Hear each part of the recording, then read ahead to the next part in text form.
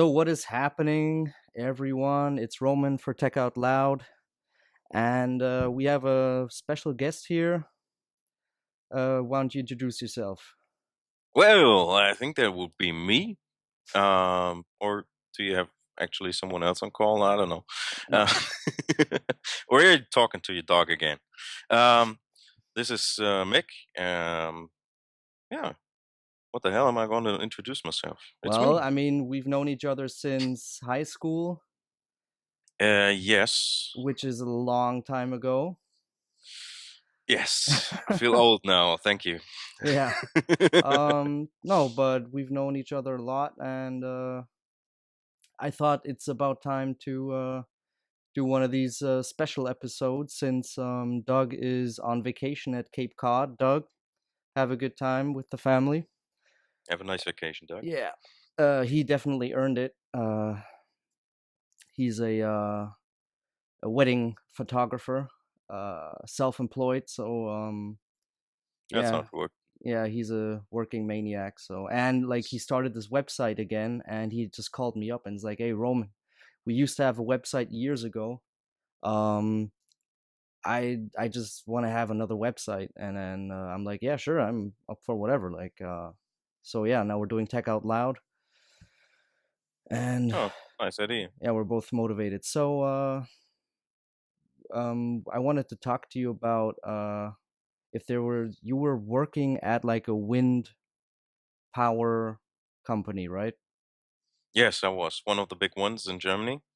I'm not going to say the name Yeah, yeah, to no advertise, but specifics, no specifics. But just like since this is a tech show, I was wondering. I asked myself if there's yeah. like any special problems you faced or like tasks in combination with like wind energy, working at a wind energy company. Like were there different processes you did while working as an admin there, as to like other companies?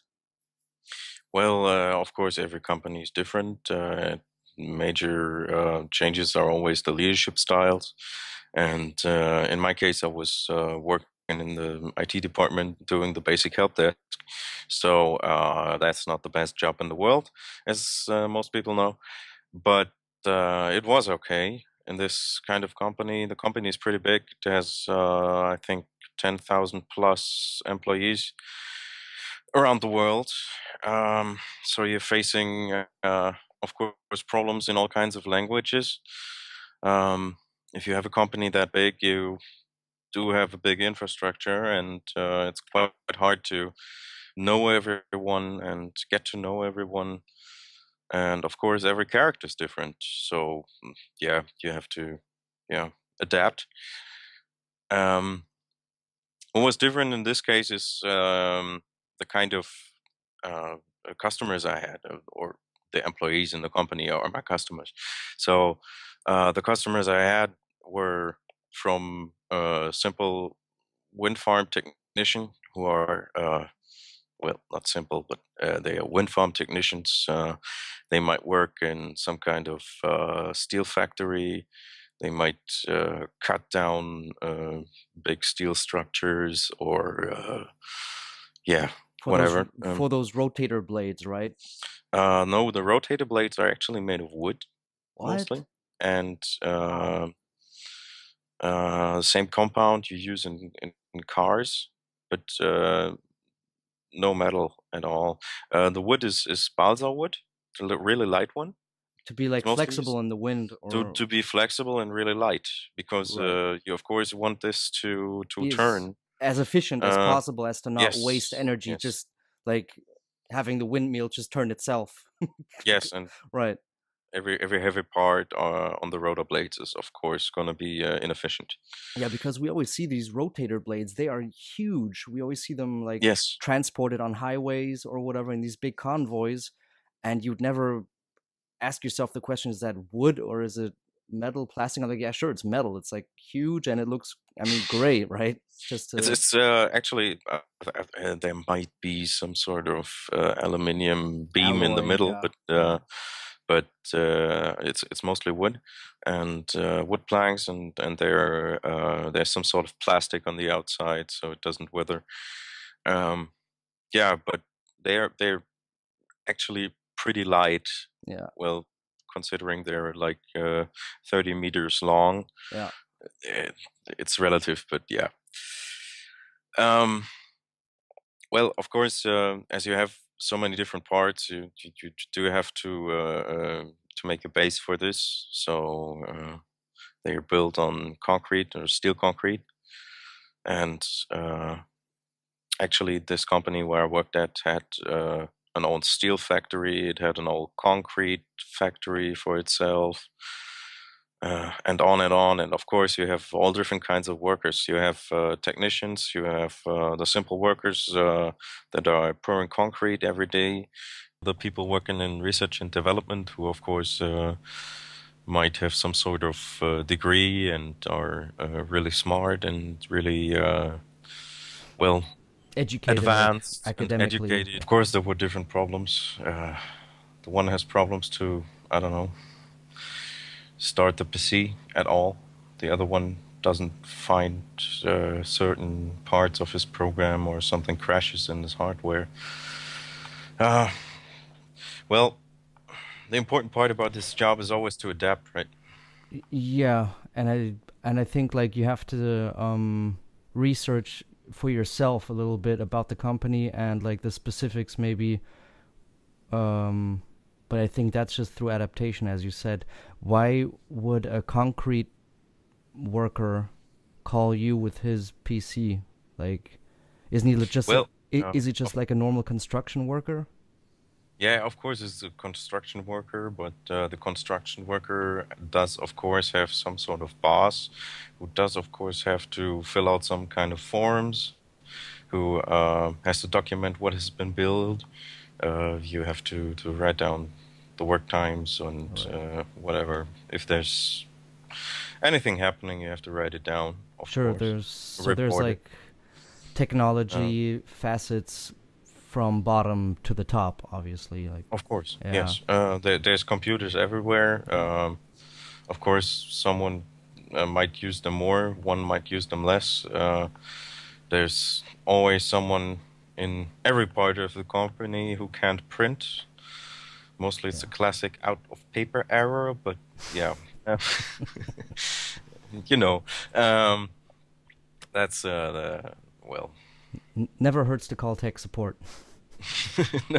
always called tech support. It's always nice to call tech support. I just got reminded of this topic because I watched the very ambivalent Apple media event where the biggest news was like more wristbands for their Apple Watch.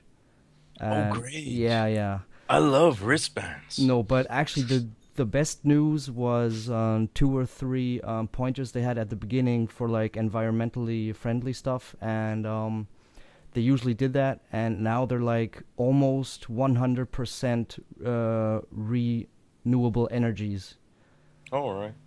I think they're at like 97% Mm, or whatever in some countries, and they're almost at 100% globally.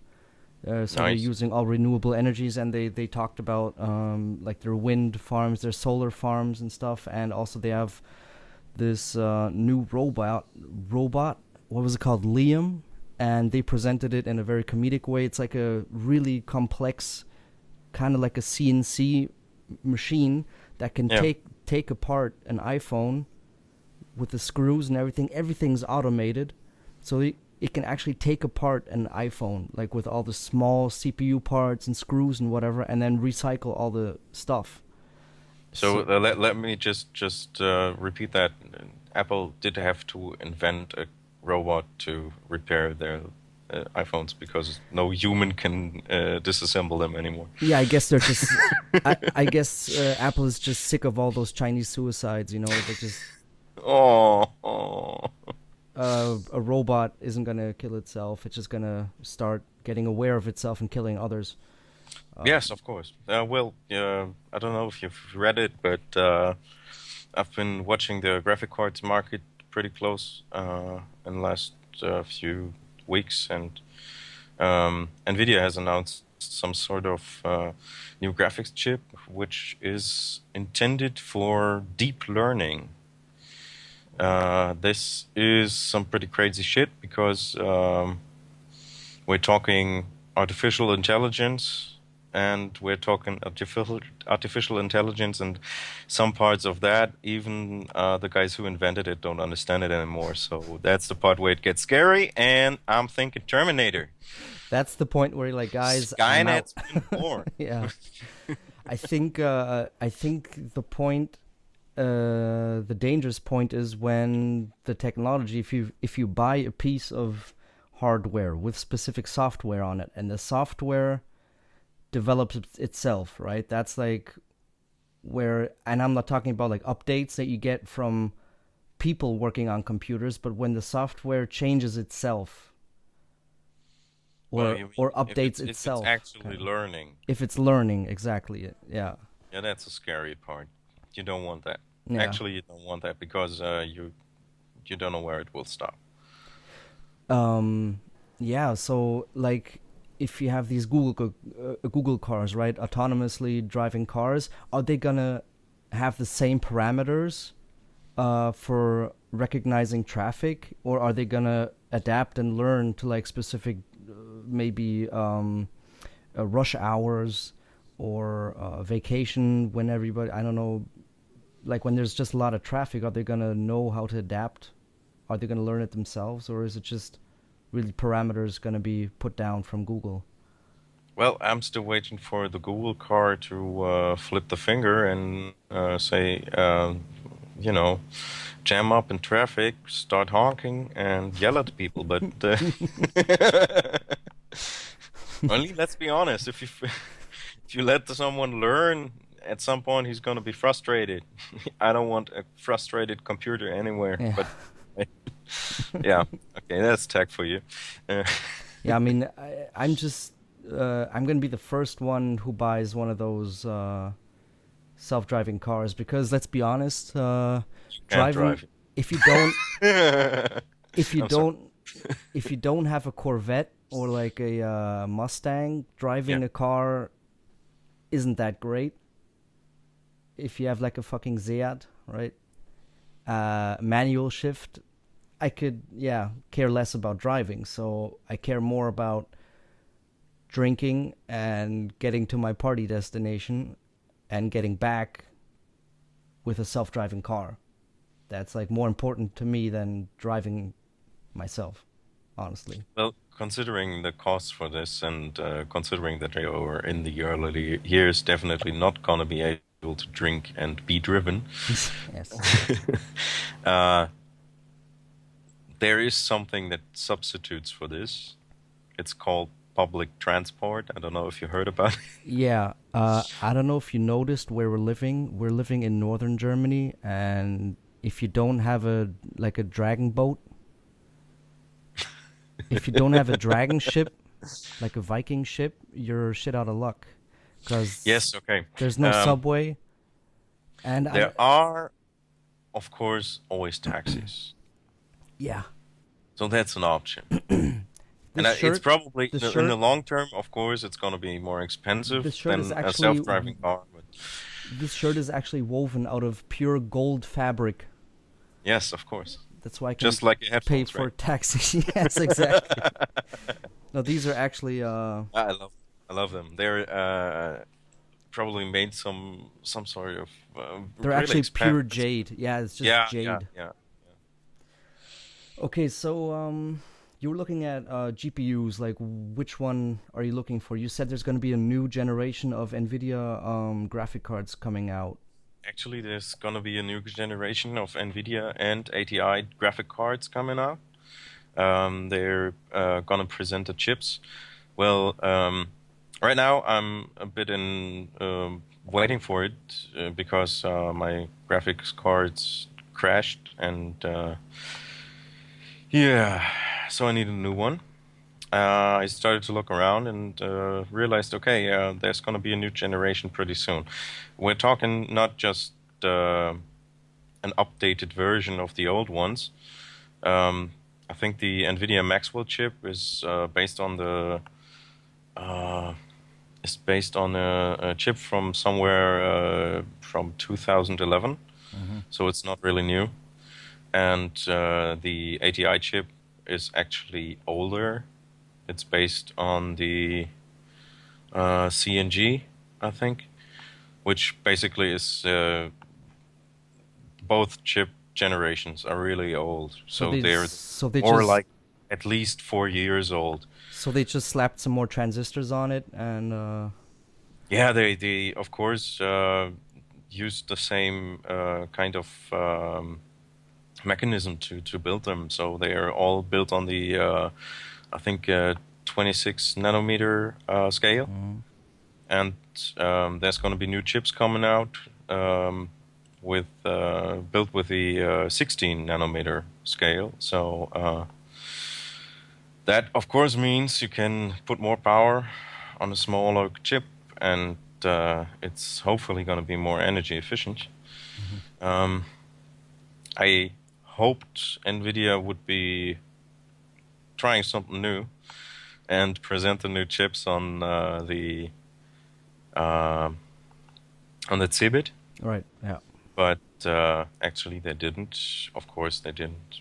I knew this as soon as I knew that they didn't come to Cebit, but yeah. Well, then they had their in-house show. I think it's GTC, Hmm. uh, Graphics Technology Conference or something. It's the NVIDIA conference. Hmm. That's where they presented the new chips. They're called Pascal, and the Pascal architecture was presented. It's only been presented for the big company style computers, like the supercomputers. IBM. No. They just make laptops now. Now we're talking one of those. We're talking about Cisco chips for research. chips. Intel. No, NVIDIA chips for research. What? So NVIDIA graphics chips that are used for simulating stuff. Like, for instance, if we get back to the windmills, Hmm. you can actually use computers to simulate the flow of air around certain aerodynamic structures, Hmm. and that does take a lot of power, um, graphics power, and yeah, there's gonna be in that new generation of chips, and it's actually intended for supercomputers, like the ones in the LHC, the Super Hadron Collider. Right. That's this. Hmm. They're going to be one of the first to get one. I just read today, I think. Um, so that's the basic technology. They've shelled out the chips, and they're going to start selling them this year. So it's actually technology that has come up from the scientific research crowd and is being developed for like the consumer market now. No, actually, it's they develop these chips for different kinds of reasons, of course. But of course, research is always on top of the list. Hmm.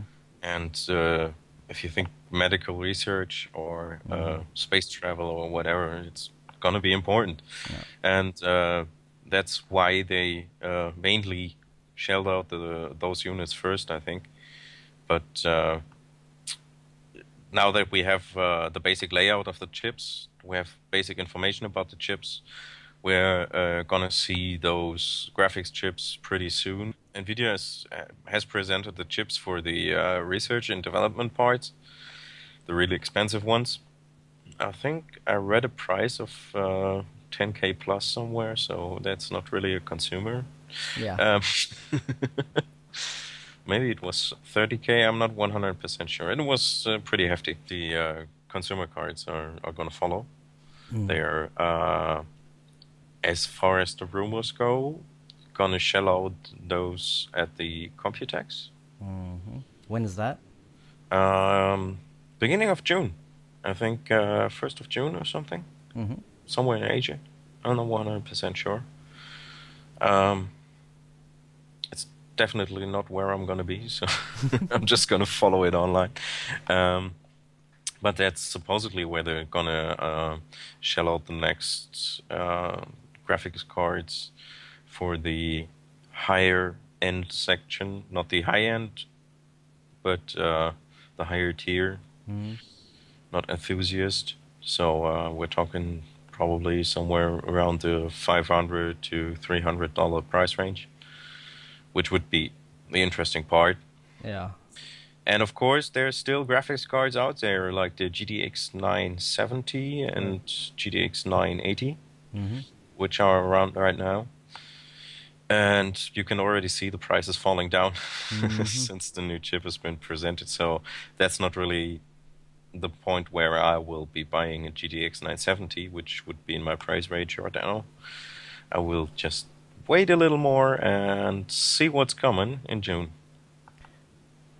Yeah, I mean, you have to really have patience with these things. It wouldn't be like the wrong choice getting a GTX right now, No. because you'll be safe with those for a long time still, especially as a like a prosumer, or like if you don't game like a professional and you need every FPS you can get.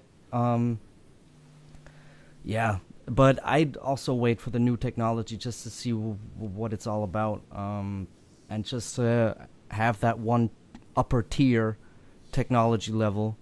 Yeah, Um, that's basically the point because yeah, if I buy a graphics card right now, I'm actually buying a chip that's been developed yeah. and actually released in 2011. So that's an antique chip Hmm. for me The at least. And the architecture, yeah. antique, I mean, yes, it's it's still powerful, but it's yes, of just course, and they it's did great just things with their yeah, drivers, and yeah. they're always Optimizing. yes, of course. They're great graphics cards, but on the other hand, if I look at the disaster that Nvidia has just produced with the GTX 970, that actually stopped me from buying it anyways. So yeah, you have in the same price range that they are shelling out their 4 GB graphic cards, which are in fact just 3.5 gigabytes plus 500 megabytes that have been attached really slow to a Mhm. slow bus. Um, in the same price range, you have the Radeon R9 390, and that's my cell phone. I'm just gonna shut it up. Um, yeah, you have the Radeon R9 390, uh, which does have 8 GB of GDDR5 RAM. So that's like a huge difference Yeah. if you look at longevity. Yeah. So, um, of course, right now 3.5 or 4 gigabytes would be absolutely enough Mhm. to play most of the games on the market, like 99% of the games Yeah. on the market with ultra settings. But if you look at the development, seeing that my graphics cards is going to be around for 3, 4, 5 years, Mhm.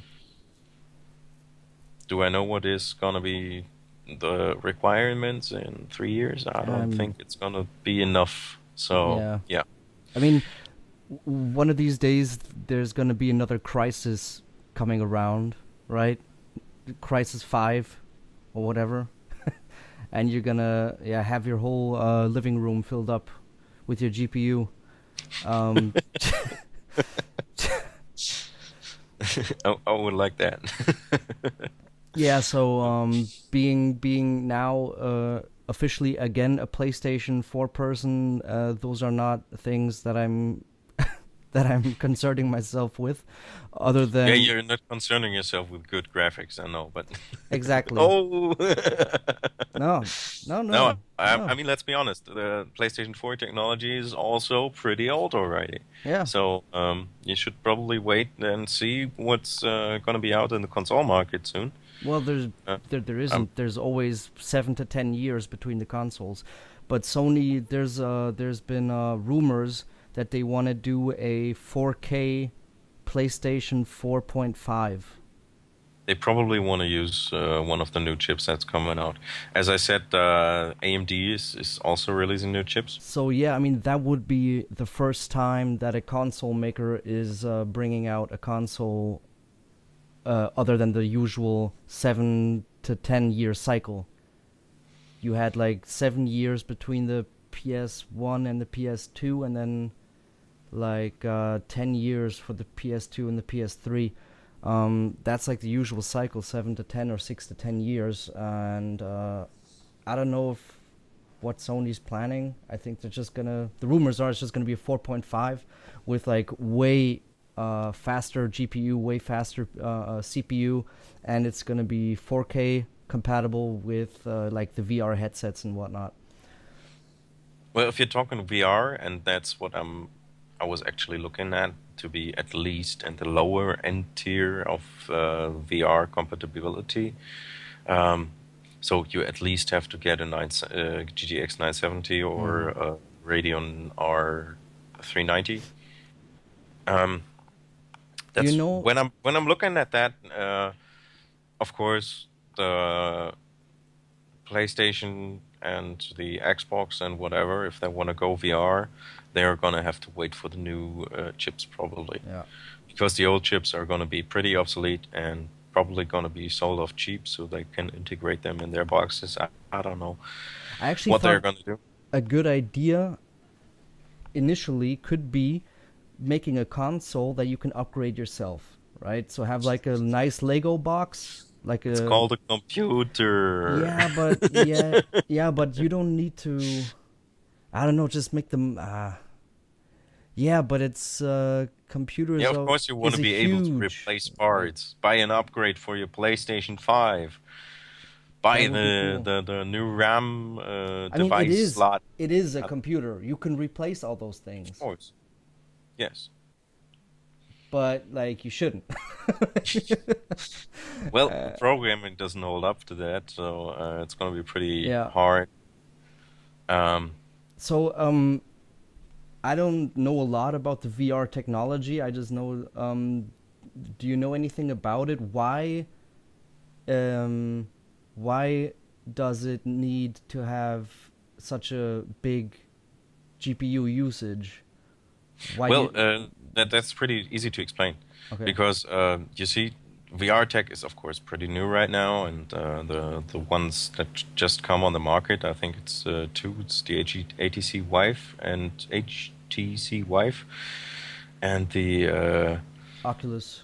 Oculus Rift, of course. Yeah. Um, Well, you have to have a certain frame rate, because every image gonna be shown twice, or rather, you're gonna see just one, but you're gonna have one image here, and then one image here, one image here, and the computer, of course, has to calculate both. So Mm. you're not talking like the usual standard monitor you have in front of you right now is probably at 60 hertz, so 60 frames per second is the maximum it can put out, and you want that as the maximum, of course. Um, if we're talking like 3D and VR, we're talking that you want a high frame rate, of course, because you don't want to get dizzy, or Well, it has to have look slow fluid. It images. has to look lifelike, Yes, right? That's. or you don't like it, or you're probably gonna get sick from it. I mean, I already stopped playing Um, Division just because it says at 30 FPS, and I actually get At sick. 30 FPS is not even that bad. I mean, It if you no if no you, no if you go to the cinema, you have like 26 FPS, right? yeah, um, 30 FPS is not always 30 FPS. Like it's not always Well, the same. I have games on 30 FPS that look very fluid, and it really doesn't show. Division is choppy as you know what. It's I get sick. There's actually like a warning mm, when you start the game. You might get dizziness. You don't know where you yeah. are. Migraines, whole bleeding out of every crevice Your eye's gonna bleed, and your head's pop gonna out. Yeah, explode, and and yeah. this is the first game that I actually could pinpoint like a migraine attack to. I got headaches, Mm, and I actually felt nauseous as well.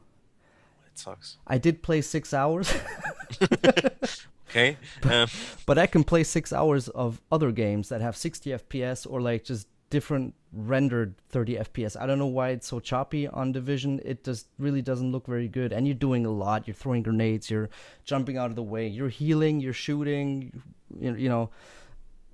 So yeah, 30 FPS can be really crappy, and mm. it can be decent. Yeah, well, 30 FPS is just, well, the question is it the minimum or is Yeah, it the medium? it's the So maximum probably if we're talking about so you're PlayStation gonna 4. go down at some point below 30 FPS, and that's the second you hate it. Um, well, you don't want that happening with VR. So we're Yeah. talking just have does have to have enough power to supply to two eyes. So you need, like, we're talking two monitors, two Hmm. full HD images, um, and you want that at, in the ideal world, you want it at 120 hertz. So Hmm. 120 images per second. So we're talking at least a GTX 980 Ti, which is about 700, eight hundred Hmm. dollars or something. Um, that's for basic VR right now. To Mm. have a fluid experience, full screen, Future and you proof. want, of course, you want high details because Yeah. you're not gonna look at a monitor. So it's gonna be an experience like you're looking in the real world. Yeah. If it's missing the fog, if it's missing the little boxes and dirt lying on the ground, of course you're not gonna feel immersed enough. So you want a high detail uh, environment, Yeah. and that's of course gonna use a lot of graphics power. So yeah. There's the answered question. I did see a report about Six Flags and that they implemented. I don't know if it was the HTC VR set, but they integrated them into their Mm, rides. So they had like nice. like a looping. What do you call them things? Like Like a those. simulator or? No, like a real roller coaster. Oh, right. They had a roller coaster with VR, and those two Sounds guys, sick. yeah, and they were just screaming. They were just Yeah, screaming I believe it. like little girls, and only one of them was a girl. It was, and like he did the same ride with and without the VR, and he said with the VR it's just 10 times more intense. Yeah, I can believe that. Yeah, so that's pretty cool, and I'm looking forward to VR. Yeah, me too. Uh, I had the chance at the CeBIT to try the basic VR that was around at that point. Uh, it was interesting. At least the motion tracking part was pretty interesting Hmm. because you not only have uh, that headset and of course eye set on your face, which is interestingly pretty light. So Hmm. I didn't feel the weight at all actually. Um, I walked around there, and they had set up, I think from the Xbox, there's some sort of tracking, little tracking devices you can set up, and they actually managed to program it to see hands.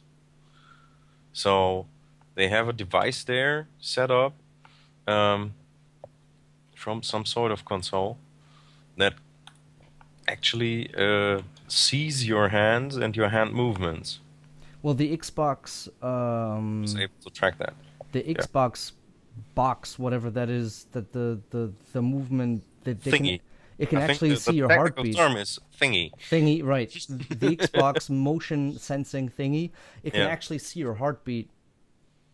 It actually looks through your body as well. It's like, it's horribly scary stuff, let's be honest. yeah. um, no, way, actually, it was able to track single fingers in my Mm. whole hand, and I was able to grab a virtual cube with my virtual hand and just by stretching out my real hand. That's And I badass. What did was it feel like? Was it It surreal? was what it was surreal. It was pretty immersive because you immediately think you're in this other world. It's like a portal to another world, Yeah. You're and just it's in a what I different really love. room, like in a different dimension, just because You don't see Yes, anything else. it's like a different dimension a little Yeah, bit. yeah, It's like an out of body experience until you run against the wall. But yeah. But like, yeah, I mean, Oculus Rift opened up the VR discussion years yes. ago with their weird setting that they had. This weird, mm, it was like a stable, and you could walk on it in every direction. Ah, with the big walk-like thing on the ground Yeah, where yeah, yeah, you could actually yeah. walk. Yeah, that was funny. I think they didn't really work on that anymore. I, I haven't seen yeah, I it mean that around was just since. like just to see what's possible, Yeah. and it's just I think there's gonna be a lot of more body function input sources that they're gonna have, and new APIs for that just to use your body. I mean, for adult entertainment, there's obviously a lot of application. Um, Let's call it that. There's a big market, definitely. I think yeah, I the mean, VR porn department is pretty big already. yeah, Uh, Probably more market volume than most of the gaming anything else, departments yeah. around. Um, But just using your hands, and that's why I was talking about the how Oculus Rift actually started the whole VR when they announced it with this walking platform. yes. I think you're like VR right now is just seeing, right, and hearing, obviously. But it's the same two senses we've been using for gaming and game-like experiences for decades, for movies, for everything.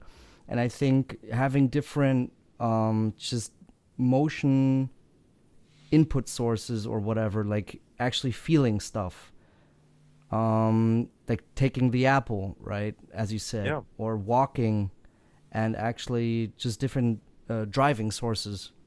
I think that's going to be something we're going to see in a couple of decades, maybe years. Just the first ideas being set already with this walking contraption that they had. Well, I do have to put it out there. Probably not the first one, but I do have to put it out there. I think cinema's gonna die because the main reason you're going there is because you have a giant screen and immerse completely into the movie. Um, I don't really see that with VR and VR movies that have maybe at that point developed. I don't know. We will have to see. A VR movie would mean that you have the means to be walking around or walked around inside a movie Yeah, with a and to 360 degree. watch around with a Yeah, 360-degree view, which would be completely mind-blowing to yeah. me. But yeah, That's um, like, that's not something I don't see that any sort of cinema could provide that well, because they could. Well, first of all, this is all going to be on the basis of 360-degree cameras, right? i- if it's gonna be developed, yes, Yeah, I just saw that a couple of weeks ago, or yeah, like 3 weeks ago on YouTube, right? mm From CNET. They just had a hmm video, 360-degree cameras. I'm like, okay, cool. Like it's gonna show me around the studio, and you could actually touch it on your iPhone or on your smartphone, right? I'm like, you're touching the video, and you're yeah, actually like moving around yeah, the studio backstage. That blew my mind. nice, And talk about rewatchability for a movie, yeah. because when you're You looking at could this watch a space, movie a he's hundred times and just see he's new things he's and talking new about his parts. fiance over here, right? How where she is, she got kidnapped, but on the other side is like, you know, something else happening. It's going to be really, really hard for the movie producers, I'll be honest. Hmm. Because right now, you just have to like film a set from one or two or three angles. You will have to watch that there are no cars driving around in the background in your medieval setting. Yeah, 360 degrees, yeah, it's going to be pretty hard. you have to. Yeah, you really have to control a way bigger area Yes. to have it everything authentic, and not even like like in a medieval movie having cars drive by, but also like all the fill-in people, like that they also fight with integrity and not just like, okay, we're in the background, just drinking something. Yeah, let's go. Yeah, you're always going to be able to focus on them because you can just turn to the side and look at what he's doing. If he's picking his nose, you're going to see that. Yeah, And I don't know, if a car is driving by, you're going to see that. And I think if that's going to happen, websites like moviefails.com or something are going to blow up. yeah. They're gonna have a lot to do, Yeah, they're and a going lot, to. a lot to look through. Well, it could be fun. Um, yeah, I don't Yeah. know. It's So, an interesting technology, but what yeah. I think is the funniest part about that's where I wanted to go with the movie part. Um, right now, they're of course pretty expensive, and it's expensive new tech. Let's be honest. Um, but the fun part about it is that if you look at a cinema, you can actually in your VR headset simulate a cinema. So you can simulate you're sitting in a cinema and watching a movie, which is, I think it's a great idea and a great use of this technology, at least if you're socially awkward. Uh, but yeah, I I mean, you think said, that's going to be a challenge. yeah, you said the reason people go to the cinema is for the immersion and the big screen and the surround sound. Like, there's probably some people that would say no, it's for like the public viewing aspect of it, watching it together with you Yes, know, of course. I mean, the doesn't, but smell of spilled popcorn and that the idiot next to crunching, yeah, me playing on his cell phone while the movie plays, and the two girls snickering to each other because there's a cute actor on the screen. I'm totally gonna miss that. I'll yeah, be honest. yeah. But It is a piece like of human culture and nostalgia, I guess, for people. But yeah, like it is gonna die out. I think you well, at least it's gonna be or around lot less because I mean, think about the drive-bys. The drive-by cinemas, drive-in cinemas, not drive-by. drive-by That would be cinemas. horrible. That would be horrible.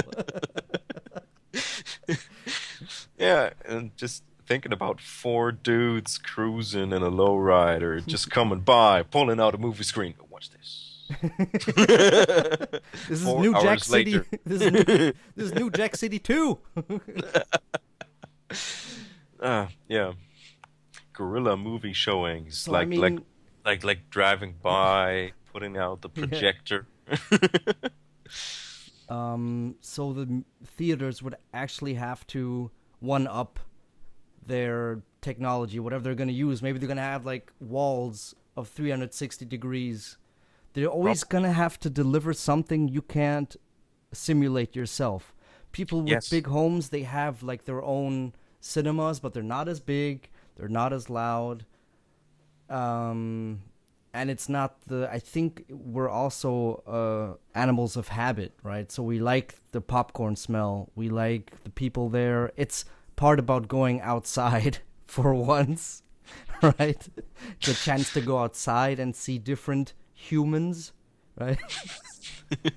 As I said, if you're not completely socially awkward, yeah, but no, I mean, of course, it's something to do with friends and so on. But Yeah, I think the theaters are gonna have to deliver something new.